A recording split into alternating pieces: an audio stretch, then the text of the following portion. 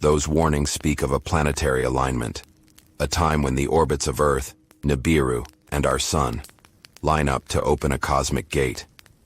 And now, as our instruments track a massive object beyond Pluto, we stand at the threshold of fulfillment, the return of the lost planet, the rebirth of the Anunnaki.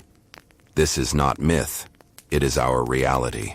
As you listen to this narration, Nibiru approaches its perihelion, the closest point to the Sun, its orange disk growing larger through our telescopes, stirring tides, shifting Earth's magnetic field, and on July 29, 2025, the ground didn't just shake, the entire planet shifted.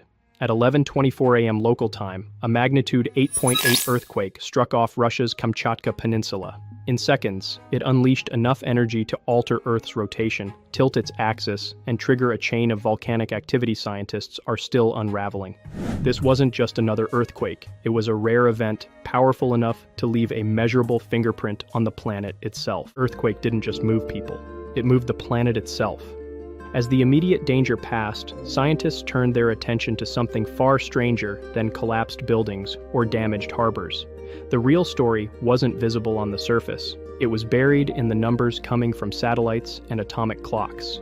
This earthquake didn't just break the crust, it shifted Earth's mass. Here's what that means. When vast amounts of rock suddenly move, the balance of the planet changes. Like a figure skater pulling in their arms to spin faster, the Earth itself began to rotate slightly quicker. In fact, the Kamchatka quake shortened the length of a day by a few microseconds, too small for us to feel, but very real to precision instruments. It also pushed Earth's figure axis, the balance point of its internal mass, into a new position.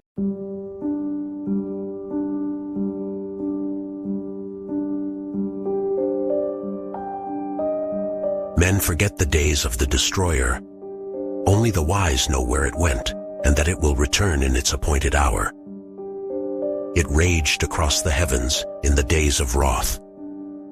It was as a billowing cloud of smoke, wrapped in a ruddy glow, not distinguishable in joint or limb.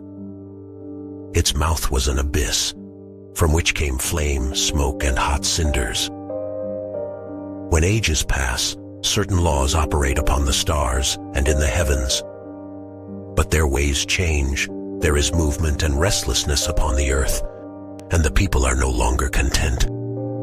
A great light reappears readily in the skies. The destroyer has returned.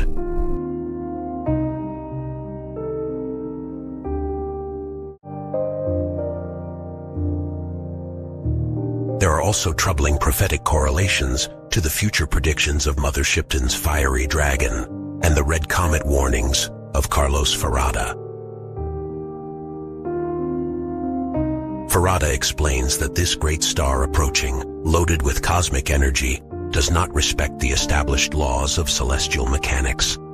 It has an elliptical orbit and travels between our sun and the black sun that is 32 billion kilometers away.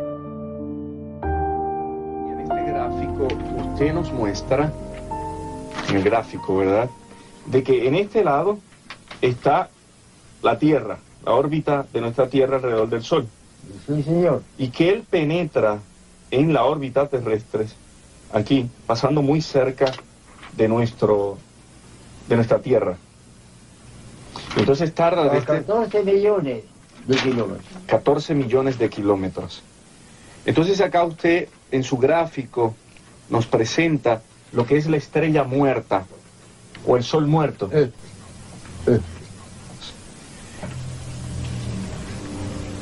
Aquí a 92 kilómetros por minuto. Our regular planets move in counterclockwise circles, roughly.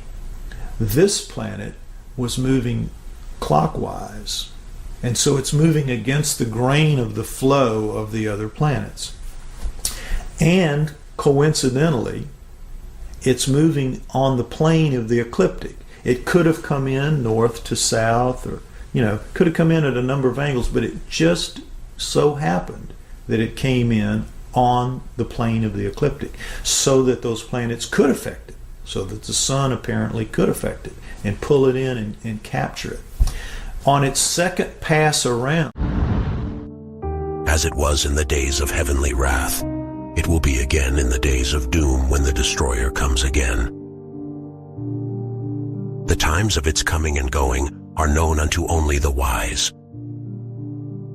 These are the signs and times which shall precede the destroyer's return. 110 generations shall pass into the west, and nations will rise and fall. Men will fly in the air as birds, and swim in the seas as fishes.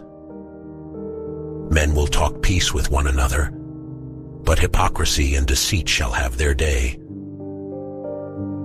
Right now, you're looking live at Jerusalem's West Wall as celebrations continue to grow in the Middle East. President Trump is planning to travel to the region for the peace deal signing and the long-awaited release of the remaining Hamas-held hostages that are expected to return to their families early next week. The news bringing rare moments of bipartisanship on Capitol Hill, where NBC's Alice Barr has the latest on this developing story. The government's not concerned about panic.